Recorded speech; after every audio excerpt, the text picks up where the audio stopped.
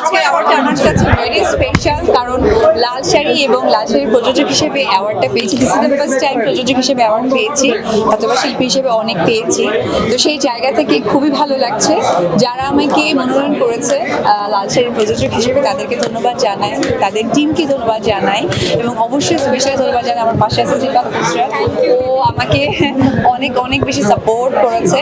আর বরাবরের মতোই বলাই বাহুল্য, সাংবাদিক ভাই বোনেরা যারা আছেন তাদের কাভারেজের কারণে আমাদের এই এত সুন্দর সুন্দর কাজগুলো আমাদের পছন্দের দর্শকদের কাছে, আমাদের ফ্যান ফলোয়ারদের কাছে পৌঁছে যায়। সো সর্বকিছু মিলে আমি আপনাদের কাছে কৃতজ্ঞতা, ভালোবাসা এবং শুভেচ্ছা জানাই।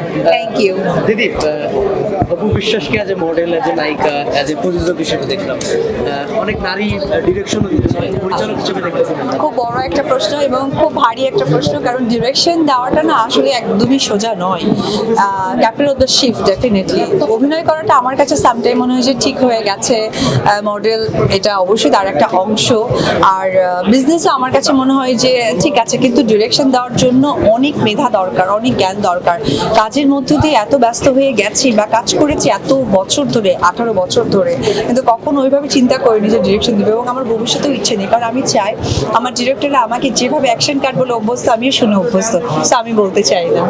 দিদি, সোশ্যাল মিডিয়া আপনার নিয়মিত আপডেট দেখছে, আপনি নিজেকে আসলে পরিবর্তন করছেন। সেই পরিবর্তনের ধারা থেকে কবে আসলে নতুন কাজে দেখবো আপনাকে? আচ্ছা, এটা খুব ভালো একটা প্রশ্ন। এটার কারণ হচ্ছে যে মানুষ তো যেহেতু, এবং আমি একজন পাশাপাশি মাও বটে, তো আমার দায়িত্বের মধ্যে যেমন আমার কাজ, তেমন আমার সন্তানের কাজ। আর আগে তো আমার মা ছিলেন, যেহেতু মা না থাকার কারণে একদমই টোটালি আমার উপর দায়িত্বটা চলে আসে। তো সেই জায়গা থেকে একটু সময় লেগে যাচ্ছে, আর আশা করি ভেরি সুন দেখতে পারবেন। আর গোছাচ্ছি সিনেমা নিয়ে, এই কারণে বলতে চাই না। আমি চাই যে সিনেমার প্রোগ্রামে আমি আপনাদের সকলকে আবার দেখতে চাই। নতুন বছরে আসলে চমক কি? ওয়েট হবে। Thank you. মানে কোনো পরিকল্পনা আছে কিনা? ধরেন একটা বছরে তো আসলে থাকে না, ওই জন্যই বলছি ওয়েট করতে হবে।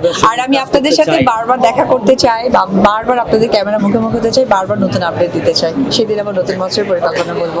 Thank you.